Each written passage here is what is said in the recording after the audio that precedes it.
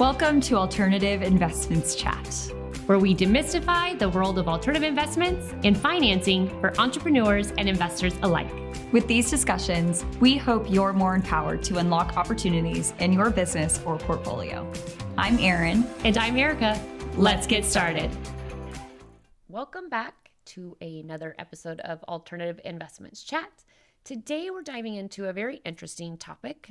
It's less about the spreadsheets and more about what's in between our ears, our brains. So we're talking about the psychology of alternative investments. So because let's face it, sometimes we're not just buying art, REITs, or collector cars, like I would wish I had money to.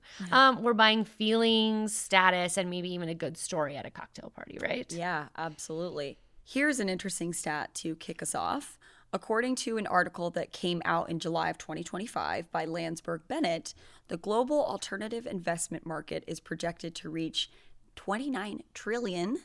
Trillion. Up from $7 trillion from 2014. The rising interest in alternative investments is driven not just by financial returns, but also social trends and personal enjoyment and the sense of exclusivity. We talk about that. Everybody wants to feel exclusive You know and it. special. So this leads us to the most obvious question. Why do people flock to alternative investments in the first place? Well, I think that's a great question to start this conversation off, right? Yeah. Why? The whys. So stocks and bonds are like broccoli. Ugh. Actually, I really like broccoli. I mean, if it's prepared right, but I'm thinking like steamed plain broccoli. Yeah, okay. It's good for you. Right. Reliable, kind of boring. Okay. So, investors actually crave diversification, but also control. So alternatives are those spicy tacos, the craft cocktails, the double shot of espressos of the financial world, if you will. Okay. Yeah. They're the fun stuff. So owning a fraction of a high rise or a rare whiskey barrel feels tangible compared to that ticker symbol that we watch at the bottom of a TV screen when you're watching the news and stuff. You're like, Right. just boring, right? Right. So, Yeah, exactly. You are so right. And from art to crypto, litigation finance, stay tuned for that one, Yep. or, tune into that one. And to fine wine, right? All topics, all of them we've talked about. yes, we have. Tune in, catch up. Listen. Go back Yeah. and listen to those. Exactly. But alternatives trigger that deep psychological craving for uniqueness. And as you already mentioned, control. It's not just solely about making money anymore, which of course, that's why you invest in the first place, but it's also about the story. No one brags to their friends about their index fund. Well, maybe you do, but Only if you're a finance bro, but yeah. Certain crowds will be into it, other crowds I'd be not like, so much. okay, so thanks, bye. Exactly. But you can guarantee that if you have a stake in a vintage Burgundy vineyard, well, then you're probably spilling the wine in this case. Okay, well, go ahead and pour me a glass, please. I'll take, maybe even two. So now something we need to remember is that psychology isn't always rational. We know this, right? So let's talk cognitive bases here. Or biases, not bases. Biases. There we go. The basis for cognitive bias. How about Perfect. Fixed it for me right there. So up first, we have our old frenemy, FOMO. FOMO. It's a plague that comes for us all. I know. I never really suffered from it. No? Maybe every once in a while. Okay. Every once in a while, but I like my alone time. So I'm like, Yeah. go. I'm not, there's no fear of missing out over here. So an alternative investments thrive on exclusivity, like you said. Hedge funds with minimums the size of a house, down payment, question mark. Private equity deals that you had to know a guy. Right, sure. Well, I can hook you up with my guy, but Yeah. the scarcity hits our brains like a Vegas slot machine. You're Yep. like, wait, you had to know a guy? Well, I want to know the guy. So they're rare, they're risky, but they're so alluring. This sounds like the guy that, you want to date because he's not into you and he's kind of like a bad boy. And that just kind of makes you want And every single more. time he doesn't pay attention to you, you're like, I love him. Yeah, We're getting exactly. married. So the psychology here is extremely powerful. Yeah. So the rarer the opportunity feels, the more our brains scream, don't miss it. Don't miss it. Jump on that bandwagon. Exactly. So even if the rational part of you is quietly whispering, maybe maybe you should read the fine print first. Excuse me, miss. You know, you and your fine print, but you have a good point. You got a good point there. Yeah. Something else to take into consideration is that alternative investments aren't just financial, they are emotional. Some people are thrill seekers, wired to chase the adrenaline of uncertainty. You might be looking for those high-risk investments, high risk, high reward. Yep. Speaking of Vegas. There we go. Give it to me, give it. What is it? Big money. Big money, no whammies. There you go. Yeah. That's how much do I go to Vegas. There you go. You're doing great. For others, it's identity driven, right? Are you investing in green energy startups? Yeah. That's not just ROI, right? That's values alignment. Are you buying a piece of a sports team? Well, that's passion, right? Especially if it's a sport team that you like. Yeah. It is psychology 101. Money is never just money. It is actually meaning, especially since if you think about it, right? You work so hard to get this thing that then you need to spend to survive.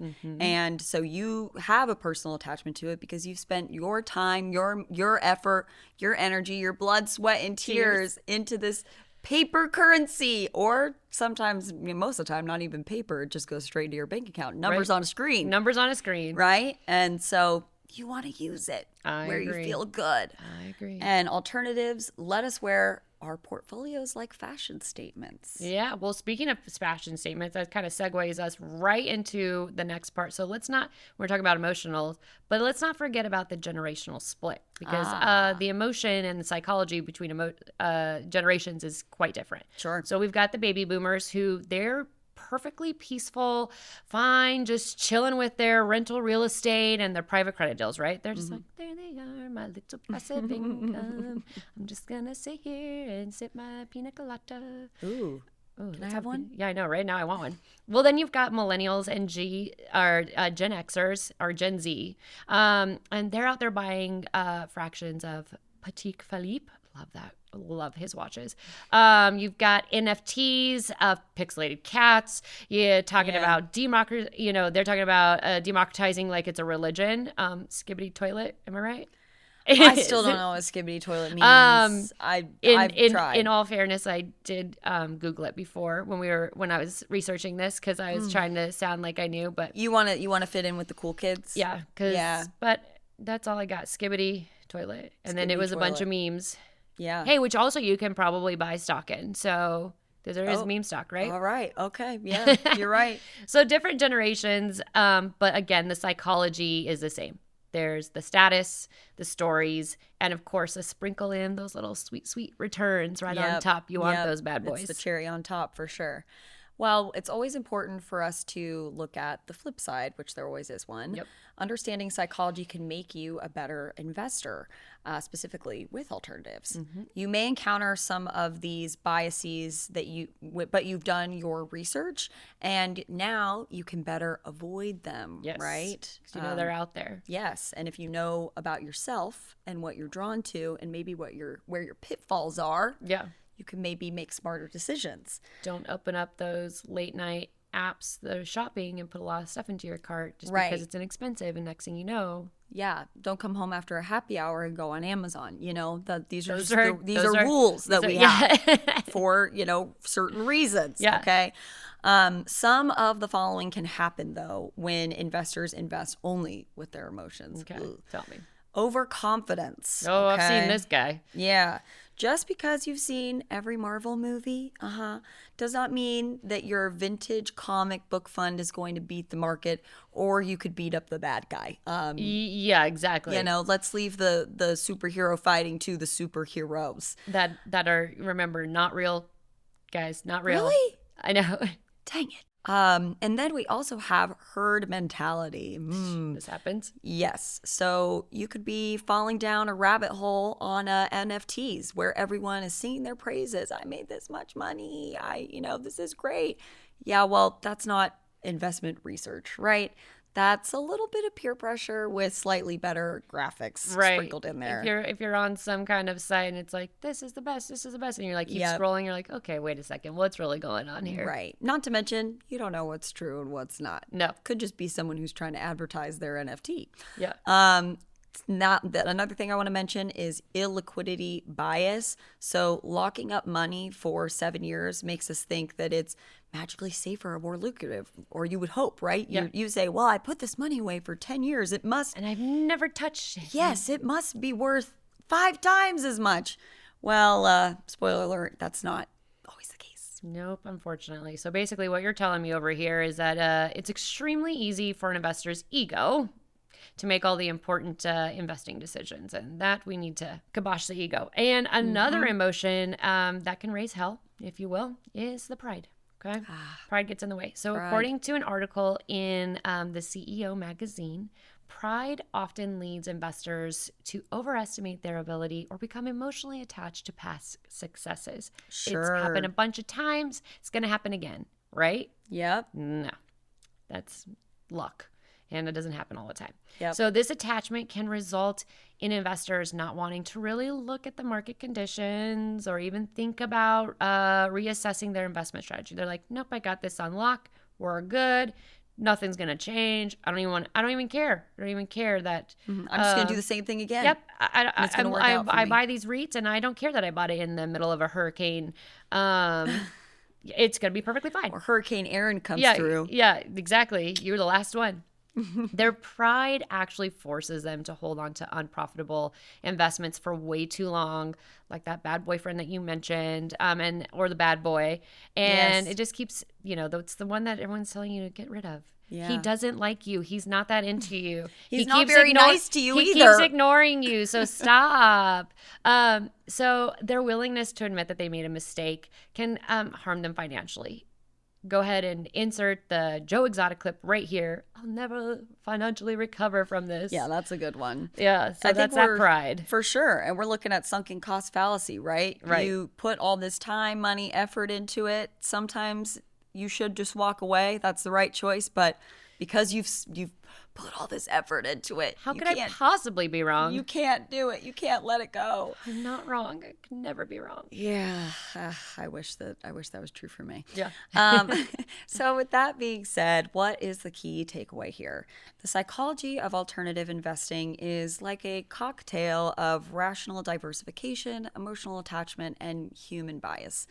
We are not just hunting returns. We are hunting for meaning, identity, and maybe just a really cool story to tell our friends when we're out at the next dinner party and get some kudos and some, congratulations. Check out this cool thing I got. That's awesome. Yeah. So alternative investing isn't just about the assets. It's about attitudes over here. Yeah. So our psychology shapes how we see risk, reward, and even our identity. So next time you're tempted to buy a shiny new fund, maybe pause.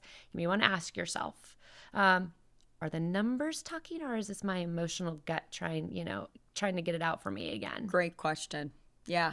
And that's a hard question to determine. So good luck to our listeners out there. Deep dive inside yourself. Yes. This is what your therapist is for. Therapist and financial advisor. Who knew they had so much in common? I know. And everyone needs both. They do need both. Yes. And, we want to encourage our listeners, as always, to do their research before investing, right? And tune in next time for another episode of Alternative Investments Chat. We'll see you then. Thanks for joining us. Stay tuned for more insight on our next episode. And don't forget to subscribe to continue the Alternative Investments Chat. See you next time. Content provided in this podcast is for informational purposes only and should not be construed as professional, financial, or investment advice. This podcast should not be construed as an offer to sell or a solicitation of any offer to buy any securities. We strongly recommend that you seek advice from a qualified professional before making any financial decisions.